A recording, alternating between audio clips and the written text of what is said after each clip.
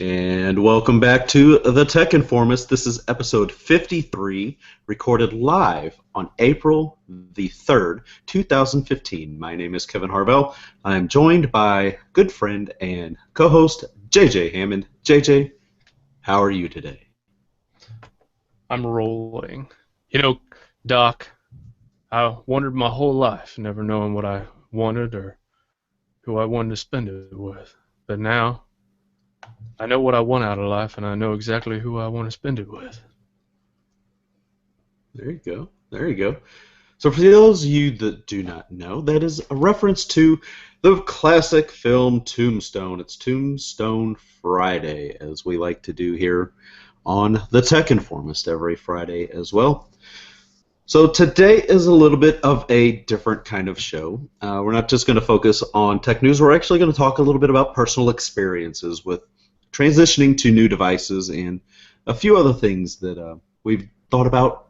We've actually thought about for a while, but we actually want to talk about today. So, JJ, if you'd like to go ahead and kind of share a little bit about what you're thinking of here. Last night you told me you wanted to talk real quick about some tech news, which is kind of a big deal, which is Office Lens for Android and iPhone. Did you want to? Oh, yeah. We'll go ahead and cover that first, Okay. as well, like you said. Yeah. So yesterday we got news that Office Lens, one of my favorite camera lenses, as you would say, on Windows Phone, became available on iOS and Android devices, and I used Office Lens on my iPhone last night at a kind of people were giving a presentation at CIC, so I was there last night and giving some slides and checking things out. So I'm snapping pictures using that, and so I've got all the important slides that I wanted to save, and was able to upload those right to my. I could do it either in my OneNote or OneDrive. So I went ahead and just sent the images to my OneDrive just because I didn't have a specific thing in my OneNote that I wanted those to go to, and I just wanted to go ahead and just play around with it. But it works well. I love it, and I'm so glad that it is available on more platforms. But I'm sure that makes a lot of Windows Phone people upset because that is, is another one of those nice exclusives that was exclusive to Windows Phone. And I'm sure some people are kind of like, man, we really wanted to have something that made us stand out above the other devices. Mm-hmm. So, Office Lens, I've talked about it on a whole bunch of other shows, but just real quick, Raul says he hasn't been able to get it because something about it being closed. I guess the preview, maybe? Or the beta test? Because I know that it's a beta thing, right? It's not like a full release. It's full release on iPhone. I don't know about Android. I haven't looked for it on Android, so. But yeah, it's available on iPhone. So okay, yeah, no. So, anyways, real quick though, so it's really one of those things that it's kind of a no-brainer when you start using it. Like, why didn't I always have this thing from the get-go? The reason why I say that is many of you collaborate or work or write something down, or there's just a bunch of different stuff that we do. That's not on a phone or device, right? Or even if it is on a device, I shouldn't really say that because you can actually take a picture of a phone or whatever, but or a computer screen. But the point here is that a lot of you guys whiteboard, or a lot of you, have different ideas and have to draw diagrams and all this other kind of stuff. So it's really nice to shoot that right into. What's really great about this application is you can take a picture of a whiteboard from like a side angle or not really like a dead-on type thing, and it'll actually format it to where it looks like flat on the screen, and then you can actually save that as like a Word document, in a PowerPoint slide, as a OneNote deal. That is so awesome, by the way, because like you can just pick up where you left off, like with your pen. If you have a Microsoft Surface or a tablet that has that capability to write on it, and you can just pick up where you left off whenever you leave. And there's just a lot of really cool stuff about the Office Lens. That essentially is what it was called in there because lenses are for Windows Phone. There was just a lot of individual things. I mean, I'm not going to get into all those, but I'll just let you know, listener, that you will not be disappointed in how well this product works. And it's one of those things where it's just like, I hate to see it go into other platforms because it was like a huge thing for Windows Phone, but I don't know a lot of people other than me that actually talked about it and used it. So it's probably going to get a lot of use on the iPhone and probably even on Android especially. Just because there's a lot of kids and even Alejandro was when they're doing Agile and Scrum meetings and all this other kind of stuff. So there's tons of cool things that you can do with it. Mm-hmm. Yeah, looking through the Play Store, it's not available on Android right now, so it's just iPhone and Windows Phone right now at the moment. I think it's I'm pretty sure it's a beta thing. Like you have to sign up for it and then they close off the beta. Yeah, that must have just been an Android-only beta kind of thing. Because I mean, news came out, and within an hour or so later, there it was on the App Store. So yeah. I don't know, but it's great. It worked really well. It was fast and fluid, and quickly did what it needed to do. So yes. Okay. So yeah, let me go ahead and as people who are our listeners, are faithful listeners, we really, really appreciate you listening to the show. We can't thank you enough for listening. We have our Teaspring campaign that we're doing. Kevin, if you want to talk about that real fast. Yeah, I believe that wraps up in probably. Let me look real quick because I know it's going to wrap up in the next day, maybe 2. And it wraps up 2 days, 10 hours, 50 minutes left. So if you are interested in purchasing and helping support the show, go to teespring.com/tech-informist. So teespring.com/tech-informist. Awesome. And you can purchase either a short sleeve or long sleeve shirt and help people that want to get their shirts, get those printed. So if this one doesn't actually fulfill, I've learned a lot through this campaign of how to structure this to make it better whenever we attempt this again. If for some strange reason it doesn't make the limit. So are we close or far away or? Yeah, we've got a long way to go and a short time to get there. So it's a regular old Smokey and the Bandit theme there. Nice. I like that. Very cool. Okay, so when the other night I proposed to Kevin that we do a show about new devices and what anyone has to go through in finding new and old applications or just kind of navigate their way around their new device. The problem I find sometimes is that, well, there's 2 things that we're going to talk about today, and those 2 things are going to be pretty much the episode, but I think that you guys are going to get a lot out of this because I know that I have recently. The problem is, like I said, it also appears that we forget our core experiences sometimes, and it's interesting the applications that we leave out or don't reinstall after we've installed them the first time, and how many apps that we take kind of for granted a little bit, especially if we're moving to a different OS for a little while. For example, mail and calendar and contacts. That was a pretty atrocious experience for me, and I know why that is, and we'll get into that. But that's going to be our part 1 of this show. So, Kevin, let's start with you, and I'll just kind of ask you some questions. Okay. When you hopped over to using the iPhone now, what was some of the original kind of like you were like, that was interesting moments that you had when you fired the device up and you were starting to put on applications that you use frequently or whatever the case may be is? So with the iPhone 6, one of the biggest things that I found was setting up Touch ID. It takes a while actually because you got to keep putting your finger on the Touch ID sensor and for it to recognize and kind of like train itself to your fingerprint. Mm-hmm. And once you get that set up, Touch ID is amazing, and I believe every phone really should have it. I know Samsung has tried to do some things to get kind of a similar experience, but it is nowhere near the level of quality of the Apple experience. It's just so easy to get it, put that on there. And if you restart your device, I have found that you have to go ahead and punch in your 4-digit PIN number before you can start using Touch ID again, because restarting and all that stuff. Mm-hmm. But and it does really work well, and so easy to, if you're downloading a new app, just boom, there you go. Just to get your device open, because I've got it set up for each of my thumbs. So you just simply press the button once, and then set your thumb back on the button again, and boom, you're right in your device. Holy cow. Okay, hold on a second. Okay. But it'll work so well. But whenever I did buy this, I did buy it used from Alejandro, a good friend of ours, friend of the show as well, and he had it on mute, so he had the little silence all button flipped down. So I was sitting there wondering, I'm like, why am I not hearing my notifications and stuff like that? So that was, once I figured that out, like, Jesus, that was so simple and so dumb of me to not realize it. All I had to do was flip that switch. So just playing around with little things like that have been really good, and navigating through the settings, it's a little bit different.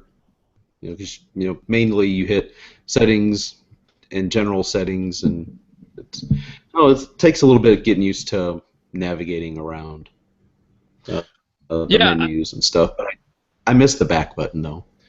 Yeah, it's one thing I miss. Yeah, the back button, that's a big deal. And I know, for me, using this G3 that I'm using now, again, until the next Windows flagship comes out, but using this device, so I guess we can talk about things that was a little bit of a stumbling block for me, or a little bit of obstacles for me to overcome, was all of my information.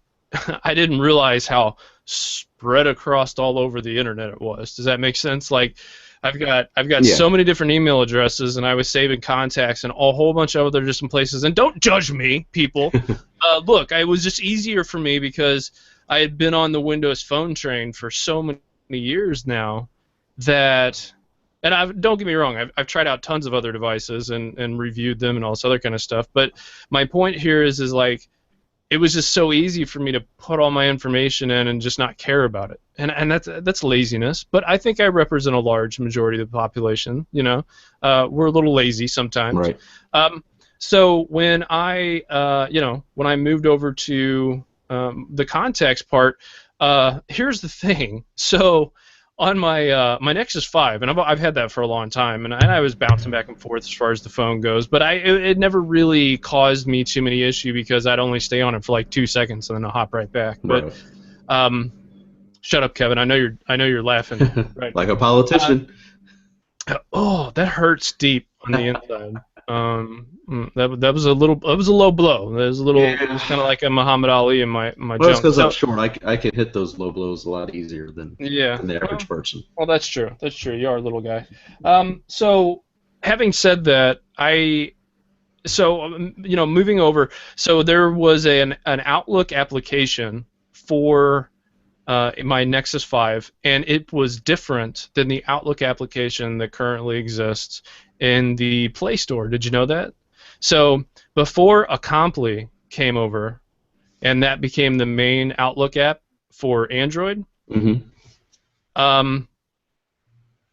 that essentially, there was already an application that existed that was Outlook for Android. Right. So once it moved to Accompli, they got rid of the old one. Well, on my Nexus 5, I still had the old one. So because the old one was still installed. Yeah, the old one was still installed. So I installed the new one, whatever, no big deal. But then when I had the G3, dude, I installed the new one, and it is nothing like the features were not even close to being the same. Like, for example, like, what is this? Yeah. I was like, witchcraft. What in the huh? Like, what the heck? Let me just have the old one back for a little while because it worked. Let me tell you what worked. So the people wasn't syncing up with my contacts. So in the phone contacts, I'm sitting there and I'm like searching for people's number. By the way, I didn't realize this, but I know no one's number. Like, no one. I just know them, So I do a search, I find them, we're good to go. Yeah, that was painful. So I'm like, oh crap, I don't know what this person's number. So then I went back to my old phone and I turned it on, and I'm just like, I got two phones in my hand again, and that's not what I was going for, Right. I just want to have the one. So it was just a really tough experience. So that was just one of the many like tough things right out of the gate. And then settings. Like I still have not figured out a way for the okay. So on the G3 specifically, the onboard keyboard, the touch keyboard, is always asking me to change input method for keyboard input or something like that. Dude, there's nothing more I can do. Stop asking me this freaking question. You know, it's like I'm trying to like I've selected everything that can be selected. Stop asking me what input method I want. I've already got it picked out. Leave me alone before I throw you. And I'm not a stranger to throwing devices across the room. So, anyways, so that was very, very frustrating. So the settings and finding out all the different things with Android, man, I can really see, you know, somebody who gets an Android phone coming from a different device and just going, I hate this thing, right? You know, because there's way too many. Because you've got the Google settings, and then you've got the LG, you know, it's skin settings, right? And so you're shaking your fist in the air, going, you know, it's like one of those moments, you know. Yeah, I mean that's kind of the way it is. If you buy a Samsung device or an LG or Motorola, whenever you're booting it up and you're trying to set it up for the first time, it always asks, you know, do you want to do your contacts to the specific phone? No, because all your contacts and everything is generally saved to your Gmail. Like for what I did a couple years ago, I just took the time and I made sure all my phone numbers were in my personal Gmail account, and that's the first account that I log into an Android device, or actually any phone with now, is my personal Gmail, because I know that's where all my contacts are. And then whenever I save new ones, I always make sure that I'm saving it in that set of contacts. Never save them to the phone. Never save them to the SIM card, because it always. I don't know if I get frustrated or if I just find it funny that people actually still, when they get a new phone, they have to put out on Facebook, hey, got a new phone, text me your number. Like, no, you should already have that, because if you got a smartphone, it should already be saved to the account you're logging in with. Right. And it's like, that's just frustrating to even think about losing that. So yeah. But then again, I mean, people with smartphones still ask, hey, can you tell me how to get the so-and-so? It's like, you got a smartphone. You don't need me. That's not true. I need you, because I like God. You know, I'm pretty okay smart. But sometimes I just go to Kevin and I'm like, look, I just don't know. I need you to help me. And I could have really been a private investigator. I think I would have been very well, because I'm doing a lot of video editing and trying to figure out people's names and their websites. I can find all that stuff with no problem, just because I know my way around Google and search and, you know, how to key in things. I really could have been a private investigator. Yeah. That was my true calling. And I mean, I don't want to equate that to like, oh man, you could just be some super stalker guy. No, I could use it for the power of good. Right. It doesn't always have to be the power of bad, even though, you know, it tends to lean on that side for most people. Yeah. So exactly, you've got some skill in navigating. So that's where I feel like I'm kind of hamstrung a little bit. I feel as though if I was more open, and we're going to talk about this later. We're going to talk about the feedback loop. That's what we're going to call our next segment. But I feel as though if I would have given a little bit more time and energy and thought into how to Google, right? Because a lot of these problems didn't exist for me when I'm just on the one operating system. Does that make sense? Like, I worked, so I was creating things, I was doing things. I really wasn't involved in a whole bunch of social stuff. I wasn't involved in, whenever I had a new contact, I was pretty, I was good. I mean, I had the Windows phone, I had the Windows laptop, and I had, all that kind of stuff. So I felt comfortable there. But I really should have spent more time, doing some Google searches, and figured out how to use that to my advantage, because I have a bad habit of taking the long way around to do things, and I don't think that that's just me. I mean, I think that that's kind of a lot of people, but I think that, you know, I was kind of standoffish. As I'm not that way anymore, obviously, but you know, at first I was, and now I kind of feel like I'm playing catch up in some areas. Does that make sense? Hmm. Um, so yeah, it was a little tough, and I think, I mean, I've become a lot better at it. I would say that, like, I'm chasing you for how good I can become at this sort of stuff. But another problem that I always had was when I would do a search, I'd always find what I was looking for, but I always felt like I went to those stupid sites that had like pop-ups that would like crash the browser, or because I didn't have a whole bunch of extensions installed. Maybe I was running IE, for example. So there's, you know, there was a lot of hurdles I had to overcome. In fact, if you're running like a Norton, for example, it was saying like, oh, don't go here to this site, or don't go there, you know. And apparently I was looking in the wrong place, but I mean, it's like one of those evolution processes, right? And I feel like that with the new device, I was kind of going through the same thing again, because it wasn't as streamlined as, you know, as my previous computing habits have been. So, Right. but let's move on over into applications. So like I said again, you're rocking the iPhone. What were some of the applications that you installed right away, and then what were some of the ones that you were like, you know what, if I don't install those, I'm not going to be heartbroken about it? Yeah, the first ones that I installed were obviously like Twitter, Google Plus, Facebook, Instagram, Swarm, the Periscope and Meerkat, Google Maps, and Chrome. And then I started installing some the Microsoft ones like my OneDrive and OneNote. Had to make sure to have those on there. Sunrise I put on there for my calendar because I use Sunrise on the Mac as well. And I really love the Sunrise app on Android, so I think it works very well on iPhone as well. I've installed Outlook, so I keep up with all my email there within just that app. I actually didn't install the Gmail app. I have installed it, but I've uninstalled it since then. I've got Word, PowerPoint, YouTube, Netflix, Amazon, eBay, Gas Buddy, because, well, I like to know where the cheapest gas is in my area. Let's see, TripAdvisor, made sure to have that on there as well. Mm-hmm. You know, LinkedIn, Kindle, PayPal. Ooh, Gas Buddy, yeah. I was gonna. There you go, Kev. Yeah. Thanks, man. Chromecast, that's on there in case I want to, cast something to my Chromecast. That's on there. I can uninstall this flashlight app because I found out that if I swipe up, that brings up there's a flashlight in there, so I don't need that anymore. In fact, I'm deleting that right now. Nice. You're seeing it here first, guys. Yeah, it's all live. Yeah. Yeah, but Facebook Messenger and Skype and Hangouts, I installed all those things on there as well.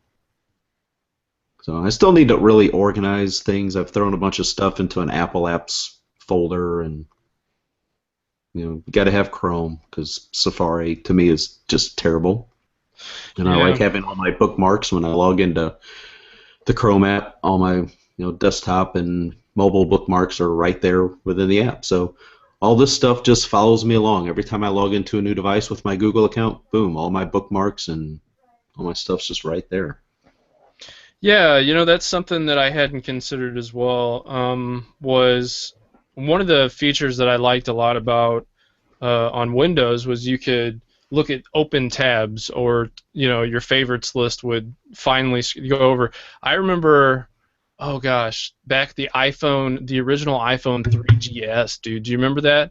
That phone way back when, back in 2007 or 8 or whatever, dude, you could right out of the gate, I remember when I got this phone, that you could sync up your favorites, and you couldn't do that on Windows Phone for like ever. And that, my mind was, I was like, you own the product. Why can Apple do it and you can't? That's so stupid. But yeah, I mean, those like little things like that just drive a guy crazy, or a girl crazy. I would say yes. Firefox is my go-to browser, not only on the desktop now, but on my phone. Yeah. You know, And I'm glad that they finally now have where you can automatically sync your bookmarks and stuff yeah, to yeah, like a Firefox cloud kind of stuff. So anytime you log into Firefox, boom, hey, there's my bookmarks. So right. that's good. That's the kind of unification that that each app and service has to have these days. Yeah, it's that cloud background, right? There's no Yeah. reason why you Yeah. can't sync some of this data in a good way. It's like, I know you're collecting this stuff, like, and you're totally judging me right now. You might as well let me get something out of it, you know? Um, I won't go there because Kevin and I were viewing some stuff earlier today that was hilarious. Really kind of put me in a good mood. Anyway, so one of the things that that I kind of got or didn't reinstall because I thought that the experience was much different was like the Comedy Central app. Another one. Oh gosh, I can't remember. So on Windows Phone, I don't know how many of you out there like Comedy Central. I do. I think it's funny. I mean, I think they can go a little bit too far at times, but for the most part, I think it's just absolutely hilarious. Right. Yeah. So on Windows Phone, dude, check this out. There are no ads. There's like no commercials during the shows when you watch them. So it just goes from the first segment to the other segment to the other segment without any advertisement interruptions. I don't know if you knew that or not, but on all the other operating systems, it's totally not like that. And I think that they don't know that that's the case because they're technically losing money, you know? So that's kind of hilarious. But anyway, so one of the things that kind of threw me off, like I said, was the settings, for example. But, dude, Google Maps is so good. Oh yeah. I've been denied for a long time. Okay, A good navigation experience. a good navigation experience because I remember I was with my family. We went through like the botanical gardens, and we were trying to look for somewhere to eat. And I'm like, oh, cool. Look, I got Cortana, and I can ask her, and blah blah. Well, it wasn't her fault. You know, I'm blaming Nokia Here Maps or whatever, but they took us to a dead-end street that was so not where we needed to go. And, I'm sure that people can have, like, little things where it's like, oh, no, it's great, it's great, it's great. No, it's not great. I'm telling you right now, the experience is awful, because when you move from that to what I was rocking, like what I'm rocking now, like Waze and Maps, hands down, haven't let me down, and didn't leave you in the middle of a cornfield somewhere. Hey, you're at your destination. No, exactly. I don't think so. Yeah, exactly. And it's just like, God, why does this have to suck? I don't understand. So anyway, yeah, that's one of the things. The other thing too is home screens are kind of interesting to me, Kevin, and I want to talk about this a little bit. When people set up their phones for the first time, I've noticed that for me, a nice background is extremely important to my happiness. I had no idea that it was that important, but if I have a crappy background, dude, my whole world is jacked, right? I'm serious. My internal balance is very delicate. So one of the things that I noticed was, so with Live Tiles for Windows Phone, it was like a widget, on Android. Do you miss not having those kinds of things on the iPhone? There's some widgets that I use, but not as many widgets as I guess I would like a calendar widget. That's the main widget that I actually use on an Android device. And maybe like SoundCloud, if I hear a song and I want to know who it is, I'll just have the widget right there on the home screen of an Android device. I can just hit the start listening button right then and there, and it'll tell me what it is. That's really the two things that I miss from Android and the widget experience. Okay, that makes sense. Yeah. So, excuse me, for me, again, going from Windows and now using widgets and stuff, weather has been really awesome for me. I've really enjoyed the weather widget. I've also enjoyed the calendar widget. I've enjoyed some of these other things that I'm not necessarily used to seeing. And It's frustrating because the phone that I'm using works really, really well. And to have a smorgasbord of options, because I have Bing, I've got Firefox, I've got Chrome. I pin websites to my home screens. Um, there's there's really, and this is going to sound mean, but there's really no difference, right, anymore. There's a lot of parity across operating systems, and where you really start to look at it as the functionality. Like I'm rocking Xbox Music, I've got Play Music, I've got Amazon Music, I've got VLC, I've got all these different music services that have been stellar on this phone, and they haven't messed around. Now, guys, I am saying all this because I know that karma and irony is never lost, and that this phone is going to completely crash on me as soon as this show's over. So everything that I said is going to be crap. But no, that was all a joke. But so in using this, yeah, or was it? Yeah. So in using this, one of the cool things that I immediately really enjoyed was the YouTube application. I had no idea how awesome of a YouTube experience I could have from the ones that I was used to having. Does that make sense? Yeah. What is it? MetroTube on Windows Phone, I think, is the one that I really like. I was using Toib, maybe Toib. So I was using that. Yeah. YouTube on Android and iOS, head and shoulders, man. It is a great experience. Well, the browsers are a lot better too. They render web pages a lot better. I'm not sure. Or they just render it, period. Or they just render it, period. Or you can actually use it. That's true too. So one of the other things that I like to do on my phone is I like to consume content. So many of you that listen to the show probably know that we provide actual news, and we report that news kind of,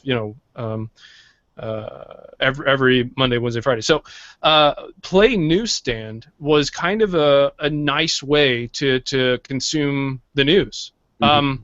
There's still ads there, and I get that because I know that they need to make money from that sort of thing, which is fine. But man, the user experience is really, really nice. Plus, I have a folder with my MSN apps. So I've got my sports, I've got my finance, my news, MSN News, and those used to be the Bing apps on Windows Phone and all that kind of thing. And they're great apps. They're great apps. God, they look so good. And you know what's really cool, man? I put the Blues on one of, because the Blues is like one of my teams that I care about. They totally sucked it up a couple of days ago. Then they kind of made up for it last night. But I'm just getting notifications now of like the scores, and like I get it on my watch and I get it on my phone, and it's this whole thing, and I'm like, I've been missing out on so much, and it's one of those things where you can kind of get inundated a little bit, but after you get over the basics, people, mail, calendar, once you figure that stuff out, your life becomes much more easy. So I don't want to go too much longer on this topic because it's one of those things where if you talk about something for too long, people are just going to trail off. But how about virtual assistants? So let's talk about this really quick. So you're rocking Siri. I've got Google Now, and I still have. I'm looking at my 1520. It's right in front of me. Again, I don't go anywhere, so I'm on that phone just as much as I'm on my other phones. But the question is, how has your Siri experience been, and what would you say to our listeners about kind of your overall experience so far, moving from Android and Windows Phone to the iPhone? I do not like Siri. I don't. Maybe I need to try it out more and really spend time with it, but so far it just has not been very good. Cortana to me is a much better experience, and even Google Now, I just love Google Now and Google Search, which is why I installed the Google app on here so I can still access kind of that experience as well. I mean, you got to jump through a couple extra hoops, but it just has not worked out very well for me. Okay. And then the second part. And I miss my Google keyboard, by the way. I really do miss Google keyboard. I still do not like the default iOS keyboard, and even SwiftKey on here is not. I mean, it's the free one compared to Swipe, but SwiftKey on here just is not really the same because you go to enter in a password and it switches back to the default keyboard. You've got to, in each application you open, you've got to select whether you want to use the regular keyboard or the SwiftKey keyboard. Mm-hmm. I don't know. It's just, it has not been as good when it comes to that as well. So actually inputting text and stuff like that, I much prefer Android because it just is probably the best overall experiences on Android when it comes to typing a lot of things or doing a lot of messaging. I feel that experience is best on Android. I sometimes do our show notes on the Office application for Android, and man, it is really fast. Like, it works really, really well. Oh yeah. And so typing on the Android has been really, really nice. Yeah, I agree, Brad. So we can talk about this just real fast. Kevin, did you want to say anything? I'm sorry. Let's finish on you real quick. Did you want to say what would you tell our listeners of your experience in this and the transition over to using an iPhone? It actually has not been as. It's actually went a lot smoother than I expected, and I mean I've picked it up pretty well. It's not really hard OS to learn, so and I like to consider myself savvy enough to be able to understand a lot of things, but I still like to go to imore.com, and if I've got some questions, I can always go over there and ask somebody. Or normally they're getting better about putting up a lot more how-to articles and things to do and apps to recommend and things like that. So there's just so many apps out there. I don't need a ton of apps. I just need a nice handful of things to kind of get me through my daily work life. You know what's crazy is I realize that I don't need a lot of apps, and I don't like that because I like apps, right? Like, I like different cool, fun things. But at the end of the day, when I transitioned over to using Android as my main phone for a little while, like I said, just taking a little break. Yeah. I just, I was like, holy crap, I have so many applications installed on my other phone. I think I was just doing it because I think I'm addicted to installing applications. That's what I think. Well, like with Windows Phone, you find, a third-party developer, and they've got something new out. Yeah, that's true. You want to try it out and support and see if they're doing good work. So. Yeah, that's true. That's true. Yeah, let's go with what you said.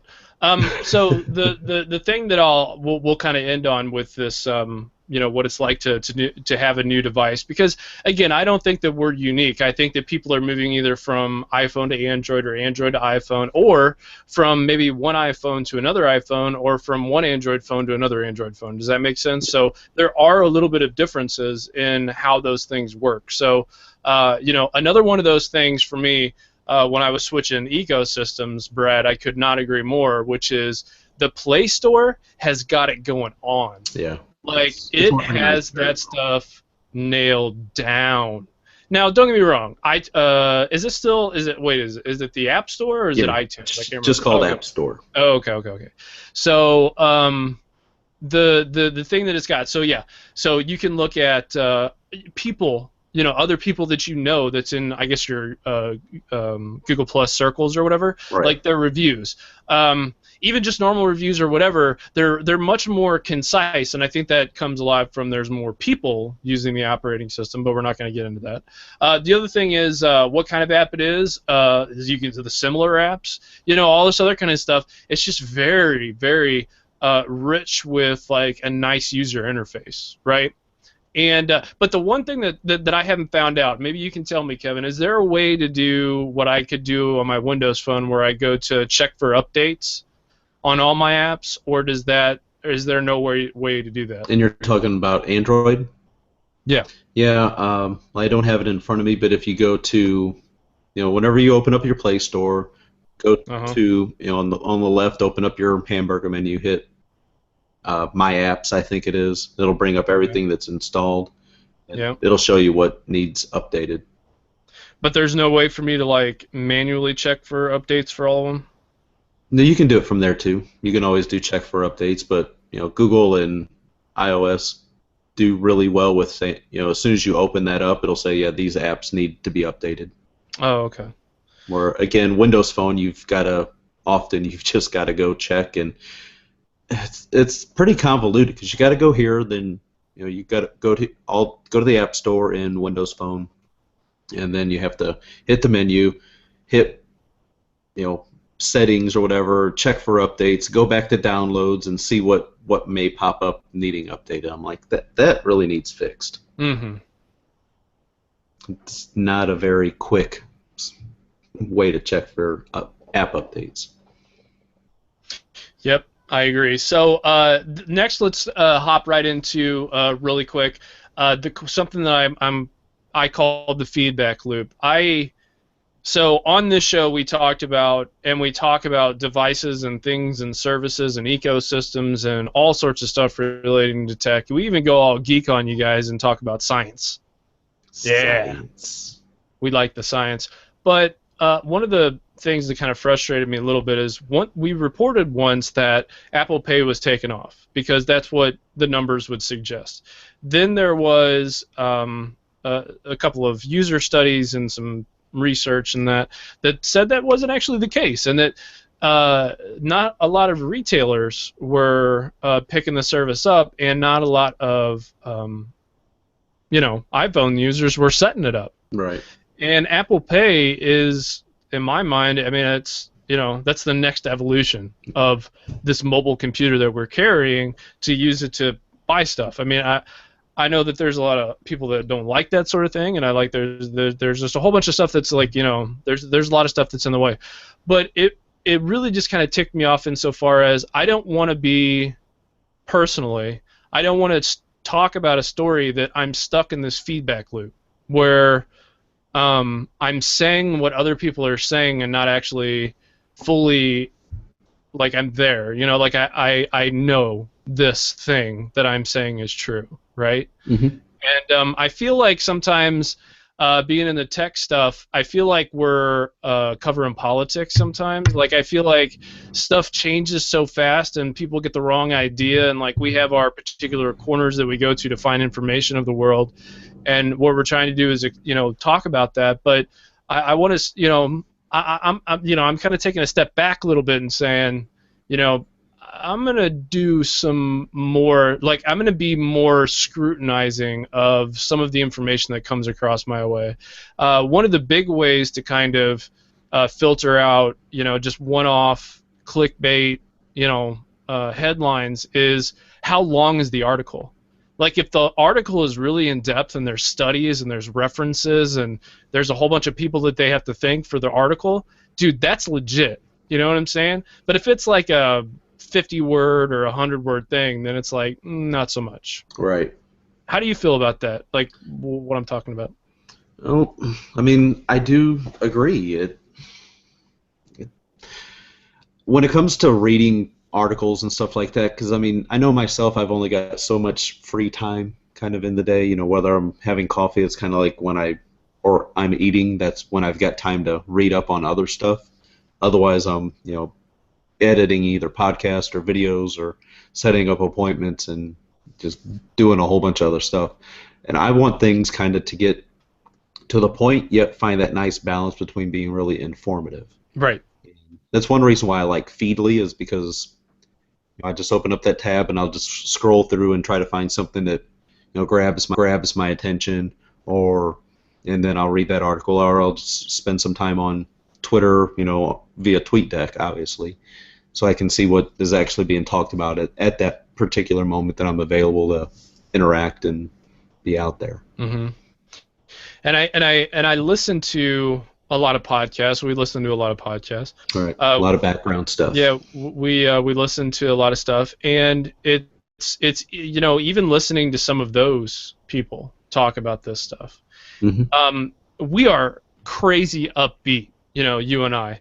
Try to be. I think that's one of our strong suits, and I think that a lot of people get jaded about technology, whereas I don't think you and I necessarily do, because we kind of love this stuff. But I think that I feel like some of the people that we listen to or have listened to in the past, that there's this certain maturation level, I guess you'd say. There's like this plateau, right, where it no longer is interesting.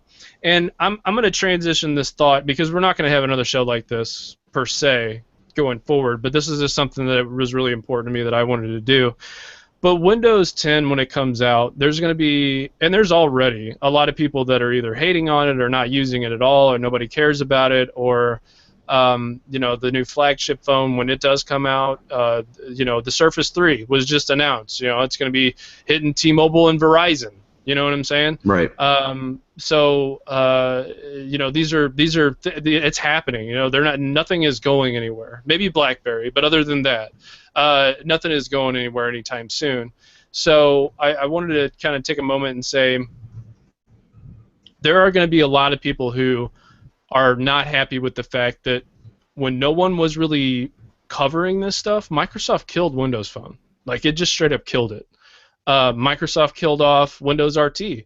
That's going to tick a lot of people off because people maybe just bought the Surface 2, you know, 6-7 months ago, you know, and they're going to want to bring those things back in and be like, hey, I mean, I don't mean to be mean about this, but you sold me a product that is just gone, you know? Yeah, you know, speaking of the Surface RT and RT in general, I am really lucky that I sold my Surface RT when I did, which was like right. October, I think it was. Something Yeah. like that. Yeah, I sold that at the right time, so yeah, got kind of lucky there. So you not you, but people are going to be mad that like, once people realize this, like, I haven't heard it on other shows yet. Like, nobody's actually said this. Like, and I'm saying this right now. It's gone. Like, these things are gone. The things that we liked are gone. The Right. Xbox branding, gone. You know, all of this stuff is gone, and Microsoft is just doing this stuff. But I think it speaks to a bigger point, which is we really don't have a say-so in this stuff. Like, No, you as just have to consumers, react. yeah, we just got to react, and you got to judge your reaction by, like, how much you researched a particular product. I mean, like the Nexus Q, for example, or, you know, even the Nexus Player that's out right now. It's not selling gangbusters, you know. I mean, the Chromecast, yeah, it's a cool thing, but it's super cheap. That's the reason why it's selling so well. But, Right. I mean, how many people are actually using it, right? So, and that's another thing that ticks me off, is when we cover the news, we try to figure out, okay, these companies give us these huge numbers, but how many people are actually using this stuff? I mean, Android Wear, we just found out that, like, only 700,000 or whatever people are using this stuff. Yeah, If that I actually bought one. Yeah, so it's like you're sitting there going, okay. And, yeah, I saw that. The Android apps run soon on Mac and Windows. I think you already can do that. Chrome has tried to infiltrate my Windows machine on several occasions. I've kind of kicked it in the face. But anyways, so I have an explanation. Raul, you're killing me, man. My point here is that, like, you don't represent everybody. Like, what I'm saying is that, like at any moment in time, we have to make sure we diversify how we consume content. So I go to a bunch of different sites. I go to a bunch of different things. I have my music now stored in, like, the OneDrive. I also have it stored now on the Play Store. So, you know, Play Music or whatever. I use Raw. I know. I use that stuff too. But my point is like, you've got you know, you've got to make sure, as a consumer, if you take anything away from this episode, it's that you really need to make sure that you're putting all your stuff in a place where you can reuse it later. Does that make sense? Like, Yes. OneDrive is great for that. But if you're not a fan of putting stuff in the cloud, then, you know, back that stuff up, or figure out how you're going to navigate the future, because no one's standing still. You know, iPhone makes money from you buying their stuff, you know? So it's like you're going to have to budget that stuff in, or at least figure it out, like, really quick. So that's my best advice right now, because there's just a lot of really crazy numbers that are being thrown around, and the news seems, since there's so many outlets like Engadget, and I could go on down the list, like The Verge and everybody else, where you get into this feedback loop thing, and it's really hard to get out of it. So I would just say diversify how you're doing what you're doing and everything else like that. So, Kevin, you ready to move on to our next segment. Yes, I am ready to roll forward, sir. All right. So speaking of ready to roll out, you didn't say roll out, but I'm gonna. That's I'm okay. gonna You fill can in the throw it in blanks there there as for well. you. That's good. Yeah, might as well. I threw out some application picks, and some of them have been the Transformer applications. Now, there's multiple ones for Android. There's like 0 for Windows Phone, but whatever. And I'm going to tell you to uninstall this application. That's the very first time I've ever told anyone to uninstall an application that I've made as a pick. Now, the reason why I'm saying that is because if you're going to give me something for free, then don't put me in a timeout corner when I want a said play thing for free. Does that make sense? Like, if I want to watch a video or whatever to get around and having to pay like actual money, then you shouldn't have given me that option. Like, you should have just said, look, this game's $6, $7, $10. I don't care. Right. Then I would or wouldn't have bought it. But don't try to like nickel and dime me like every step of the way, dude. I'm okay. I don't need to play your game. You know, so Transformers 4: Age of Extinction for Android, I'm going to say uninstall that app because I didn't have a good experience with it. Maybe everybody's usage varies, but I'm just saying that really kind of ticked me off because I want to say like not Forza, but oh gosh, Asphalt 8 or whatever, like those racing games. They're the same way, but they let you play. You know, like they're not like you need to wait because your gas tank has run out. Yeah, you know, you just go back and play previous levels and accumulate your coins or whatever you need to move up. Exactly. Yeah. So let me have that opportunity. But no, you can't do that. And Batman, I'm looking at you next. You keep telling me that I'm running out of stamina. That's what they call it. I'm like, whatever. Batman doesn't. This is a fantasy world. Quit trying to put real life stuff in a fantasy world. So you're up, Kevin. Yeah, so I'm actually back in the original Nintendo Entertainment System, and also from Disney. There was a great Disney cartoon called Ducktales. Now, it was also a really fun but very difficult game on the Nintendo, like I previously mentioned. Well, last year in 2014, Disney and the company that made DuckTales did a remastered version for HD and released it on, I believe, just the Xbox 360. It may have been on the Xbox One and may have even been on PlayStation. I cannot remember for sure. But now you can get it available on your Windows Phone, Android device, and iOS. And with the Windows version, obviously, you can use it on. It's a universal app, so if you buy it once, you can play it on your Surface tablet or on your Windows Phone. But it's available for $10. Now, $10 seems like it's quite a bit of money, but once you get into this, it's just a beautiful, well done remastering of what I consider one of the classic platform side-scrolling games. It's just really a great game, and I urge y'all just if you got $10 and you're like, oh, I've been waiting to see what I can spend it on. Give that game a try and let me know what you guys think about it. Mm-hmm. I'm totally doing that. Yeah. I'm serious. Yeah. Oh man, I grew up with DuckTales, and the cartoon is still fun to watch today because we bought like Volume 1 or Volume 2 for my son, and sometimes when he's not sure what he wants to watch, I'll be like, yeah, we're gonna watch this. We're going DuckTales. Yeah. I even like the movie they did. The DuckTales movie, that was really good. Yeah, Search for Gold or something like that. Yeah, that's so cool, man. Yeah, very cool stuff. Yeah, very, very, very, very, very, very, very, very, very, very cool stuff. Man, nostalgia all over the place. It is. This is like, I mean, I don't know if it's just people in games and everything's just running out of ideas, but yeah. Did you know that there's a Contra game? I didn't even know that. Like the Contra game back in the day from Yep. I want to say Sega maybe or somebody. Nintendo from Konami. Konami was the developer. I was like, what the? So I'm not gonna kid around, man. Playing around on the Android Play Store for the game stuff, I'm like, oh my gosh, nostalgia all over the place. Like you can just go mad crazy. Because I used to play Double Dragon, friggin'. Oh yeah, Double Dragon. Yeah, all that stuff, man. I'm super stoked to play it. Anyway, so I hope you guys enjoyed this a casual Friday episode because it was totally that.